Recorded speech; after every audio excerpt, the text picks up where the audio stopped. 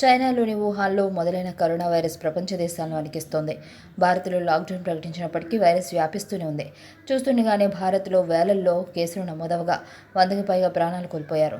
ఈ వైరస్ సోకిన తర్వాత మందు లేకపోయినా ముందు జాగ్రత్తగా రాకుండా మాత్రం చర్యలు తీసుకొచ్చని చెబుతున్నారు నిపుణులు. కొన్ని రకాల ఆహారాలు తినడం వల్ల ఈ వైరస్ రాకుండా మనల్ని మనం రక్షించుకోవచ్చని నిపుణులు చెబుతున్నారు. అవేంటో తెలుసుకుందాం. ఈ వైరస్ సోకిన వారు తుమ్మినా దగ్గినా కూడా మరొకరికి వ్యాప్తి చెందుతుంది.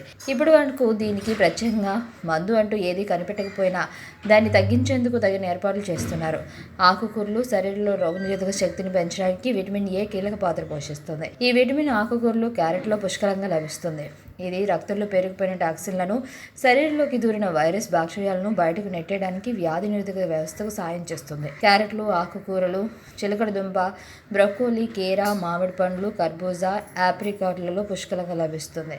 కమలాలు, ద్రాక్ష రక్తంలో యాంటీబాడీస్ను, తెల్ల రక్త కణాలను వృద్ధి చేయడంలో విటమిన్ సి అత్యంత కీలకంగా పనిచేస్తుంది. కమలాలు, ద్రాక్ష, కివి పండ్లు, స్ట్రాబెర్రీలు, మిరియాలు, ఉడికించిన క్యాబేజీ తినాలి.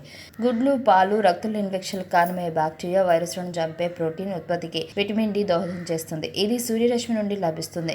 ఉష్ణ సమశీతోష్ణ మండలాల ప్రాంతాల్లో సరిపడా ఎండ ఉంటున్నా చాలా మందిలో విటమిన్ డి లోపం కనిపిస్తుంది. చేపలు, గుడ్లు, పాలు, చీజ్, వెన్న, పన్నీరు, పుట్టగొడుగులు కూడా తినడం మంచిది. ద్రవ పదార్థాలు ఈ కాలంలో నీరు ఎక్కువగా తాగడం మంచిది. పండ్ల రసాలు కూడా ఎక్కువగా తీసుకోవాలి. వెల్లుల్లి, మనం సాధారణంగా వెల్లుల్లిని వంటల్లో కూడా వాడుతూ ఉంటాం. అయితే ప్రస్తుతం దీనిని ఎక్కువగా తీసుకోవాల్సిందని నిపుణులు చెబుతున్నారు.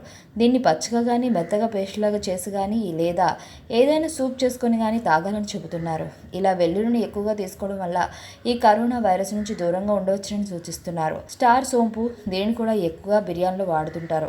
చూడడానికి నక్షత్రంలో ఉండే దీనిని తీసుకోవడం వల్ల కూడా శరీరంలో ఇమ్యూనిటీ పవర్ పెరుగుతుందని చెబుతున్నారు. గ్రీన్ టీలోని కానీ బ్లాక్ టీలో కానీ దీన్ని మరిగించి తీసుకుంటే మంచిదని సూచిస్తున్నారు. అల్లం రెగ్యులర్గా తీసుకోవడం వల్ల ఎన్నో ప్రయోజనాలు ఉన్నాయని మనకు తెలిసిందే.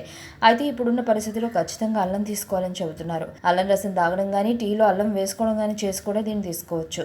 కొబ్బరి నూనెతో వంటలు చేసుకుని తీసుకోవడం వల్ల రోగనిరోధక శక్తి పెరుగుతుందని ఆహార నిపుణులు సూచిస్తున్నారు. అంతేకాదు పీనట్స్, ద్రాక్ష, red wine, white wine, blueberries, cranberries, strawberries ఇలాంటివి కూడా తీసుకోవాలని చెబుతున్నారు.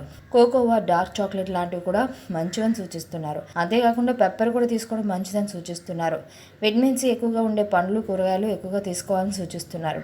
స్వీట్ పొటాటో తీసుకోవడం వల్ల కూడా చాలా మంచిదని సూచిస్తున్నారు. ఈ ఆహారాలు తీసుకుంటే మన శరీరంలో రోగనిరోధక శక్తి బాగా పెరిగి కరోనా దరిచేరకుండా కాపాడుకోవచ్చునని సూచిస్తున్నారు. ఆరోగ్యవంతమైన జీవితం కోసం మనం పాటించాలి కొన్ని నియమాలని.